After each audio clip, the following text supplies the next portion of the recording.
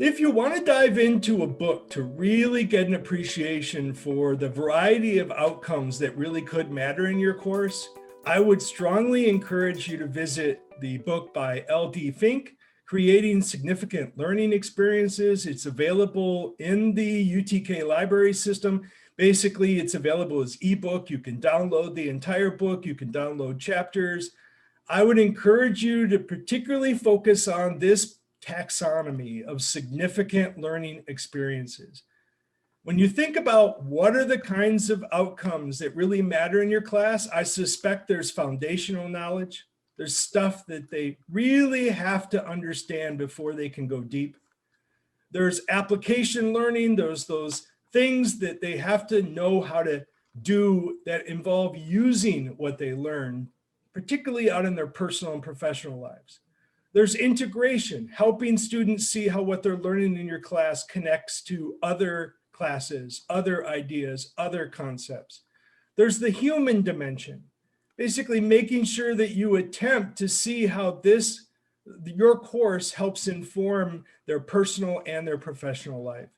There's the caring dimension, the value dimension of making sure that ultimately they leave the course caring deeply about the material and the concepts that you share and valuing them and wanting to incorporate them into their worldview. And then finally, there's the learning how to learn component, which basically gets at how do learners in your particular discipline best continue their journey to master what it is that you've started them on the journey to master.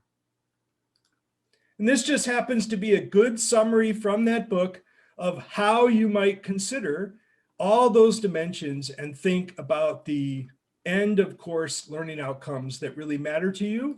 And to just help you think a little more deeply about this, here are some individual ways you might present your learning outcomes in a format that's friendly to students that helps them consider all of those dimensions. Anything you want to add at this point, Jessi?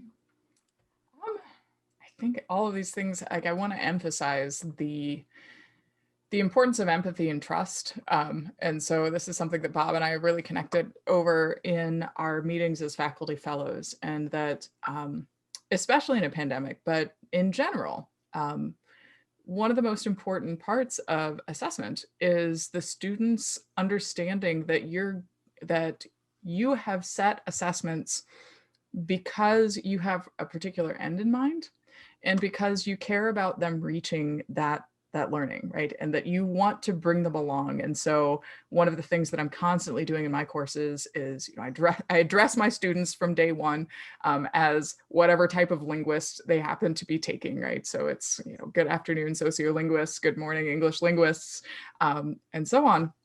And bringing them into that scholarly community so that when I set an assessment, which I've set with all of these things in mind, it is clear to all of us why it is they're being asked to do that and what that thing is, that like how that piece is going to teach them and give them knowledge moving forward. That then makes them more likely to take it seriously and put more effort into it. It's going to reduce the likelihood that they're going to look for an opportunity to like cheat on it to get some extra points or something like that, or try and find a shortcut, because they're being brought in as co-creators of the knowledge. And I actually have found a really great success in recent years. I had to teach a course last fall on pedagogical grammar, which is actually much more interesting than the title makes it sound. And I would kind of like to change the title at some point. Bureaucracy. Someday I'll submit the curricular change and get that all voted on. But it was a time in which I really had to teach explicitly about pedagogy to my students. And one of the things that I discovered that did for me was I started talking more explicitly about pedagogy in my other classes and saying, making explicit, this assignment is a formative assessment. This is how I'm viewing your homeworks.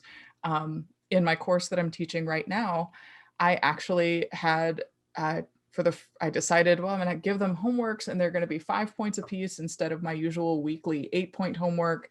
And I'm going to put them in Canvas and they're going to have all of these things to do. And then I found that students were just absolutely losing it, over 0.15 points that they lost for mistranscribing one letter in one word. And I said, this is not getting at what I want to get at. And so then I just turned around and I said to them, I want you focused on the big picture. And so your homeworks now, retroactively and moving forward, are credit, no credit. They're formative assessments. You will not do well if you don't look at what you've gotten wrong. And I will be assessing and telling you, where you have not understood the material, but I want you to understand this particular assignment as being here to help you understand if you understood.